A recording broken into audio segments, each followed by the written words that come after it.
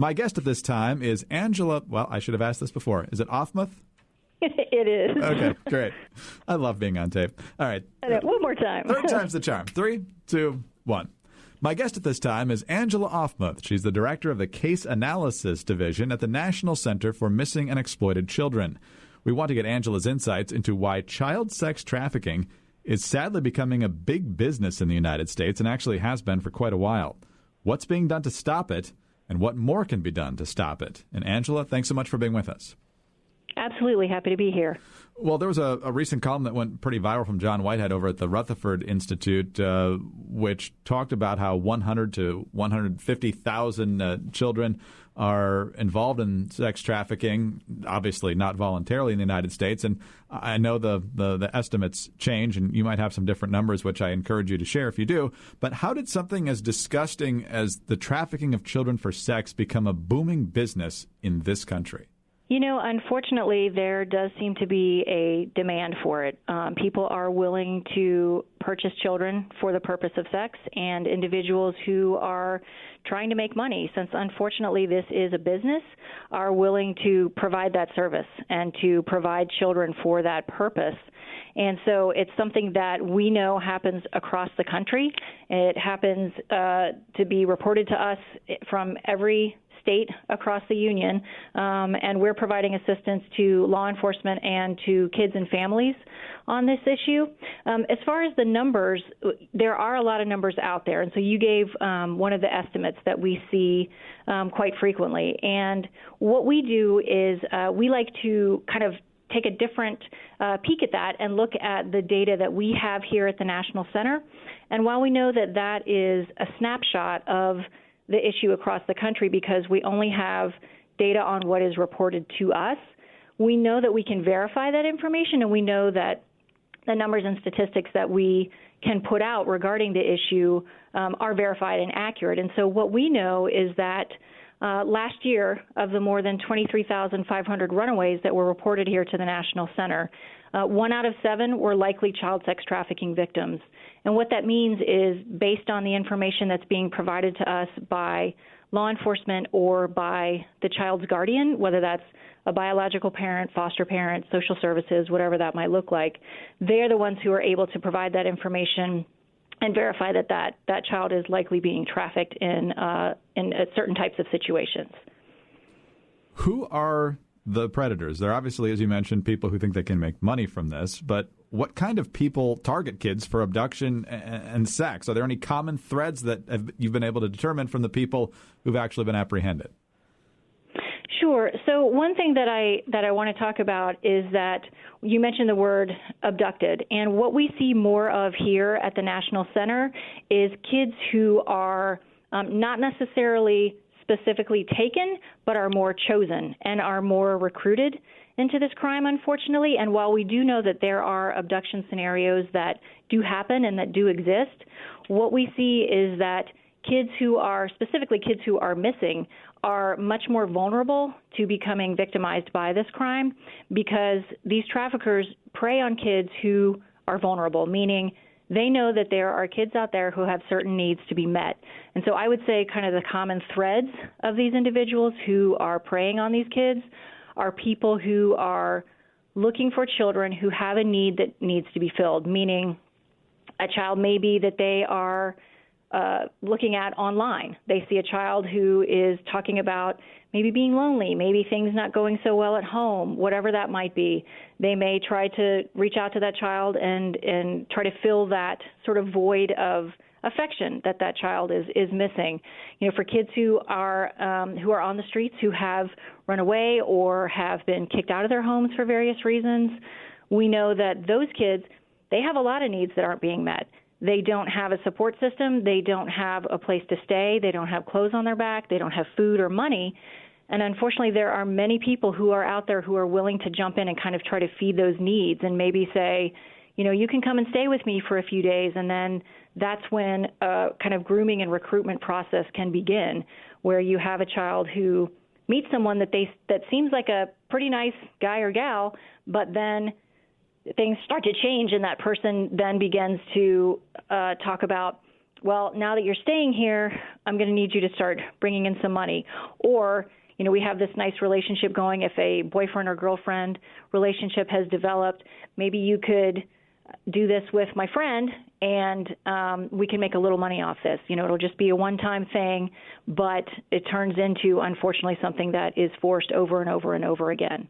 So that's a lot of what we see, and those common threads are individuals who are preying on kids who have something that might be missing from their life, and then also individuals who are into making money, and they're willing to do it however they can and whatever that looks like.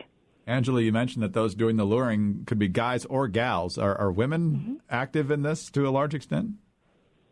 So absolutely. We do see people across the board who are involved in this type of crime. It can be in different scenarios. There are definitely women who have reached out to kids online or in person, befriended individuals.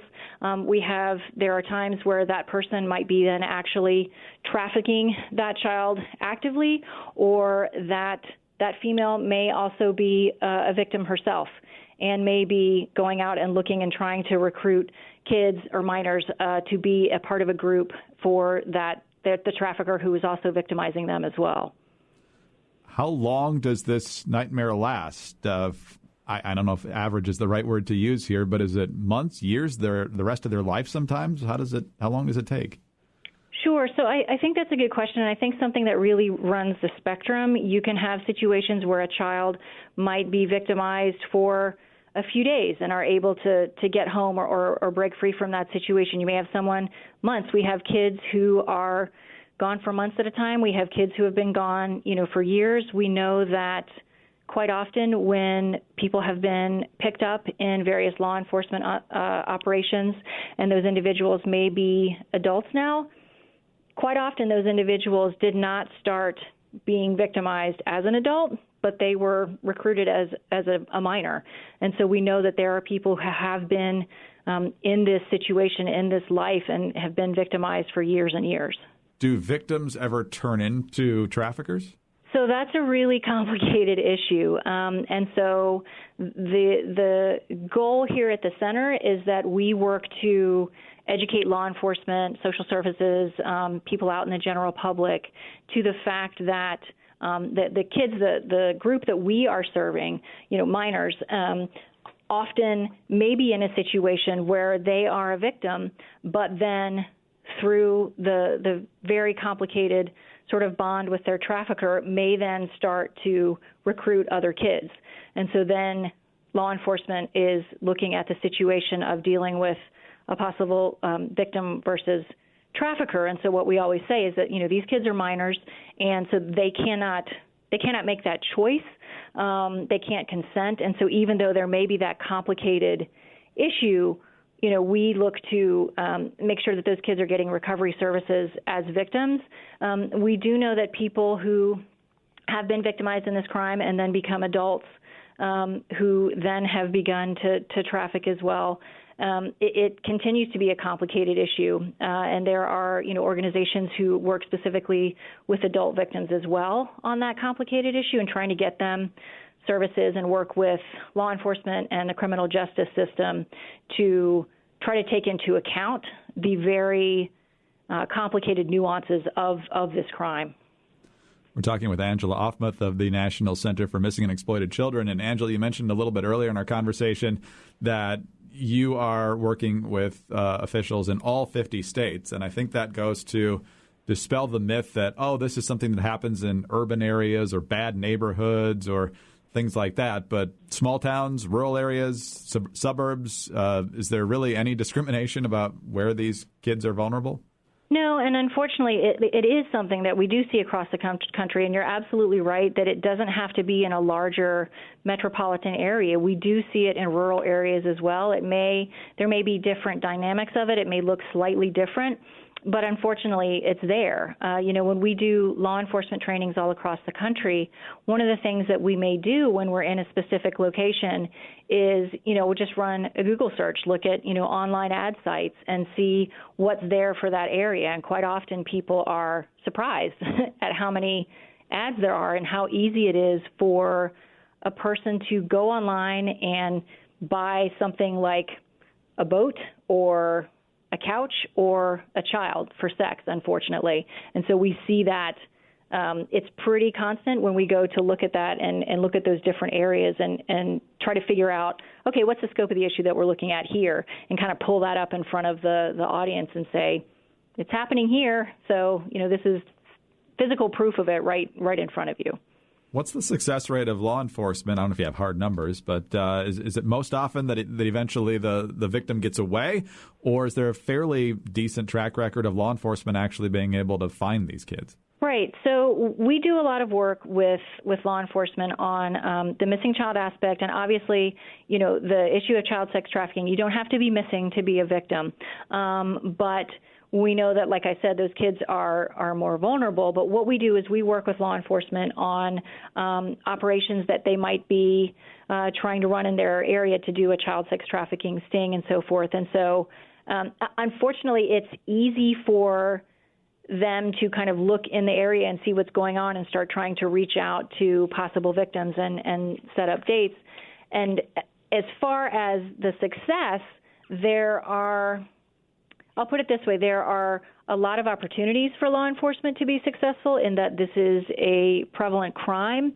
As far as actual numbers, we're providing that technical assistance to them, and as far as the actual success rate, as far as, depending on how you want to measure that, if it is locating a child, if it is prosecution and so forth, those are kind of different numbers.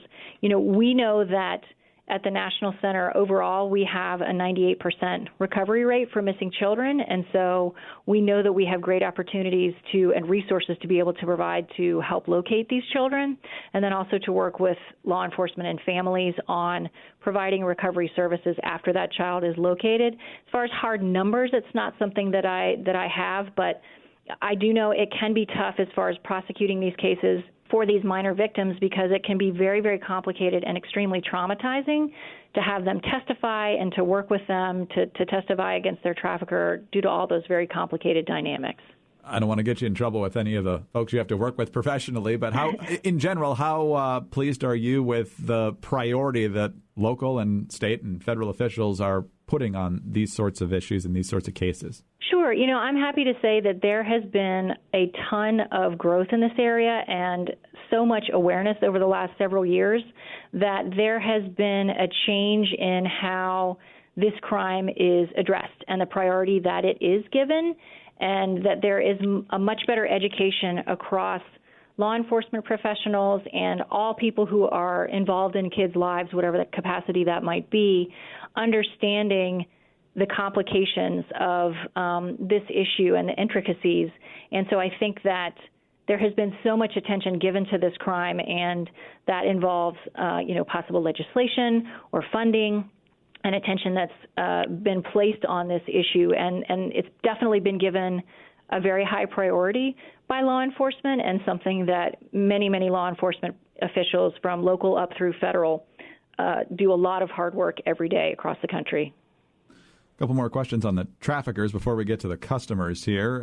First of all, I'm guessing this varies quite a bit, but do the victims usually stay fairly close to home, or do they get shuttled all over the country?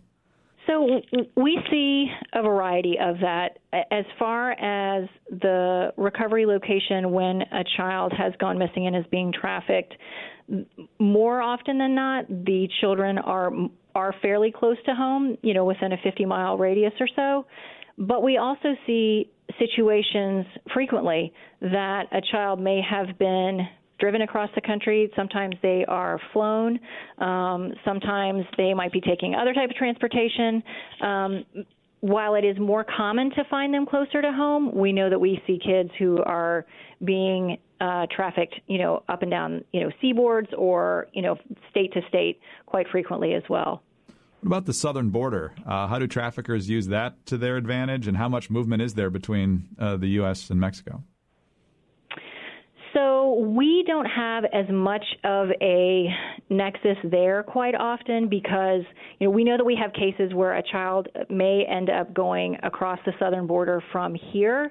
As far as incoming cases, that can be a little bit different for us as far as our focus and what we intake. While we do see activity across the southern half of the United States. As far as kind of back and forth, that's not something that we see as prevalent in the way that we are dealing with the crime and kind of our sort of mandate on how we handle these cases. All right, on to the customers now. Where do these people come from? How is there a market for this? So these people come from everywhere. Research shows that there are all types of people from all walks of life who are buyers, and we should honestly call them what they are, which is child rapists. And we see all kinds of professionals. It's not something that is sort of a back alley in the dark kind of crime. It's something that is out in the open, and that people who are from all socioeconomic strata are involved with. As far as who is willing to do this kind of thing, there's kind of more specific research into that kind of more of a psychological profile that I wouldn't necessarily have the expertise to speak to. But we see people from all walks of life who are involved in these issues. And it's tough because quite often law enforcement is more focused on the prosecution of the traffickers, and the demand is something that is another kind of issue as far as how each jurisdiction wants to deal with that. And one of the things I did find is that the traffickers get punished a lot more than the customers, so that seems to be flushing up with what you said. How do we make the demand go away?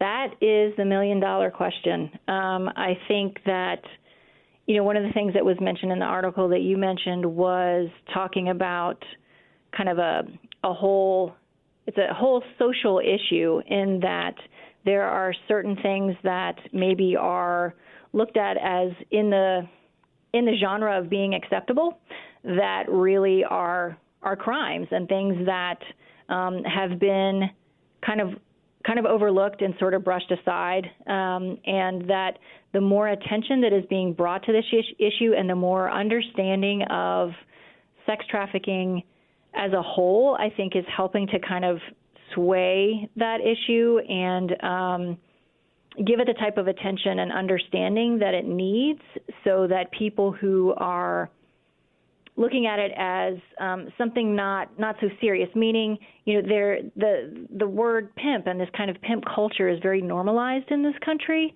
It's a word that's used all the time for all types of things. There's shows that have the name in their title, and it is the pimp and hoe parties in colleges and so forth.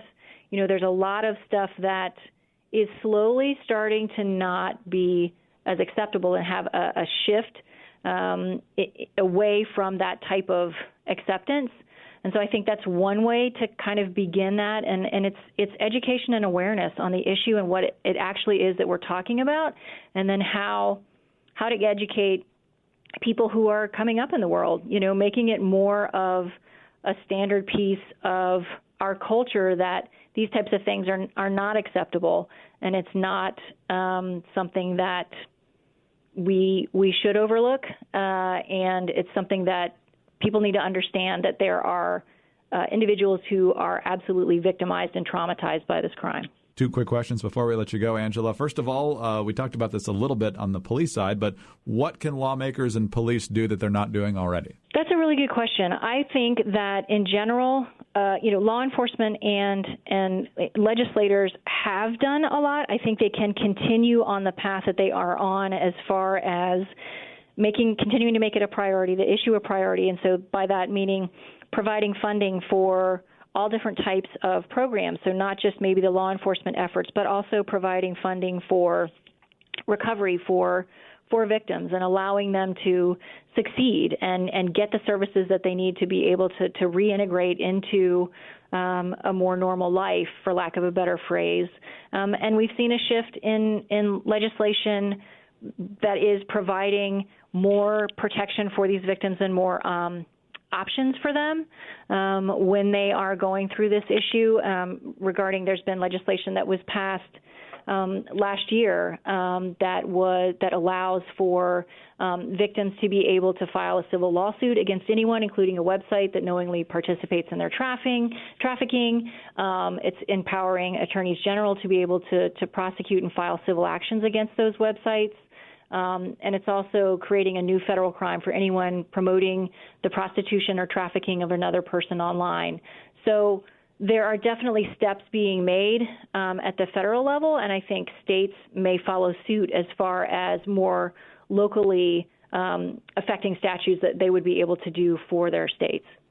And let's finish where we began here, Angela. And you mentioned that those who are vulnerable to being trafficked are often teens or possibly even younger who feel dissatisfied in some way at home. So whether it's noticing things in your kids or their online activity, what can we do to be more vigilant in our own homes, in our own neighborhoods, in our own towns?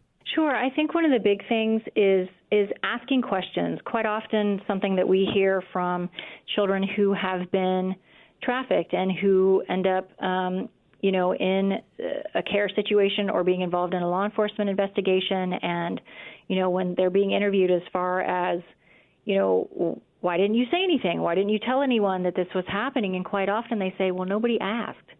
And so ask those questions. If you think something isn't right, talk to that person and try to figure out what's happening in their life. And if they don't talk to you at first, keep working at it. Keep building that rapport and seeing if you can provide a situation of trust for that child. Other things that you can do, there's definitely behavioral indicators as far as for any child whose life that you're involved in. If you're coming across someone who has a change in virtual behavior, meaning much more active online, or maybe they are with a new group of friends in real life. If you are looking at a child who maybe you don't know personally, but you're coming across maybe in travels or whatever that might be, if a child is avoiding answering questions or letting others speak for him or her, if a child is lying about their age or identity, there's different things to kind of look at in certain language that they might be using. Physical indicators. If you have a child who maybe is kind of showing up with multiple cell phones, or maybe they've gone missing, and when they come home they have items that they didn't have before, or they have new things that maybe they didn't have before they left, like maybe their nails have been done, maybe their hair has been done, they have new clothes, but they don't have any access to money or way to make that money. Things like that to look at can be extremely indicative of this type of crime.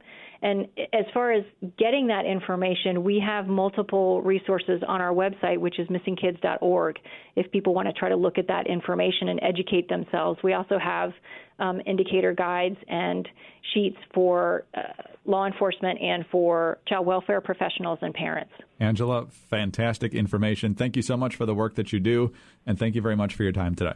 Absolutely. Thank you for including the National Center. Angela Aufmuth is director of the Case Analysis Division at the National Center for Missing and Exploited Children. Again, the website is missingkids.org. I'm Greg Corombos reporting for Radio America.